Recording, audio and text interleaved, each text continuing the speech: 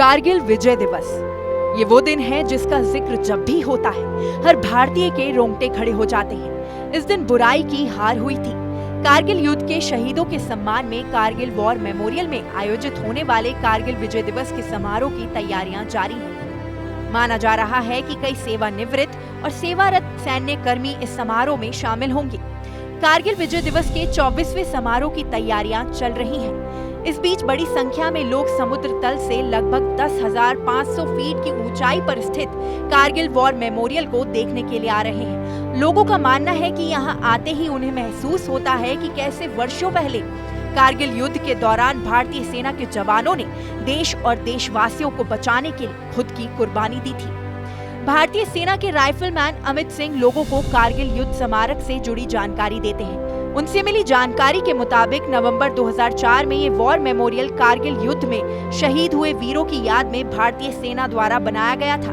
उन्होंने ये भी बताया कि लद्दाख के द्रास में इसे बनाने के पीछे की भी एक खास वजह है। दरअसल कारगिल युद्ध का एक बड़ा भाग द्रास में ही लड़ा गया था।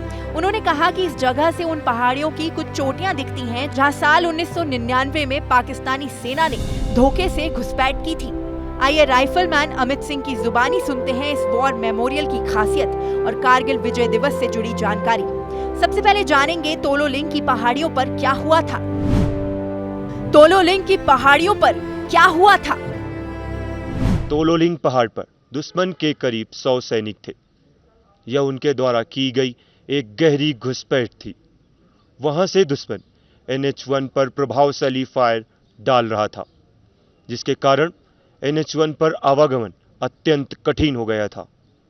22 मई 1999 तोलोलिंग को कब्जा करने की जिम्मेवारी 18 ग्रेनेडियर्स, 2 राजपूताना राइफल्स व 18 गढ़वाल राइफल्स को दी गई।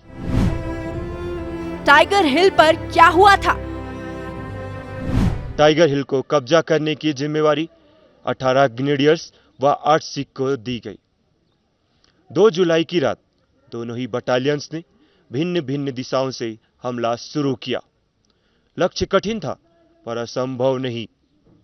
इस गुत्थम गुत्था की लड़ाई में भारतीय सेना के 2 ऑफिसर्स, 3 सरदार साहिबान व 30 जवान के सर्वोच्च बलिदान के बाद अंत 11 जुलाई 1999 टाइगर हिल की चोटी पर फिर से तिरंगा लहराया। ये तो थी तोलोलिंग और टाइगर हिल पर लड़ी गई जंग की दास्तां। अब जानिए कि पॉइंट 4875 पर 1999 में कारगिल युद्ध के दौरान क्या हुआ था। बत्रा टॉप पर क्या हुआ था? जानकारी दे दें कि पॉइंट 4875 को बत्रा टॉप के नाम से जाना जाता है। आइए राइफलमैन अमित सिंह से जानते हैं कि वहां क्या हुआ था।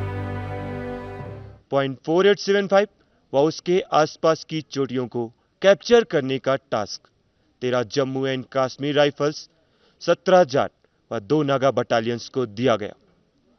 तीनों ही बटालियन ने 4 जुलाई से लेकर 7 जुलाई तक चले इस संघर्षपूर्ण मुकाबले में अलग अलग दिशाओं से हमला कर दुश्मन को मुंह तोड़ जवाब दिया। साथ ही तीनों चोटियों पर पुनः अपना कब्जा स्थापित किया। इस ऑपरेशन में भारतीय सेना के 3 ऑफिसर्स व 27 जवान वीर गति को प्राप्त हुए।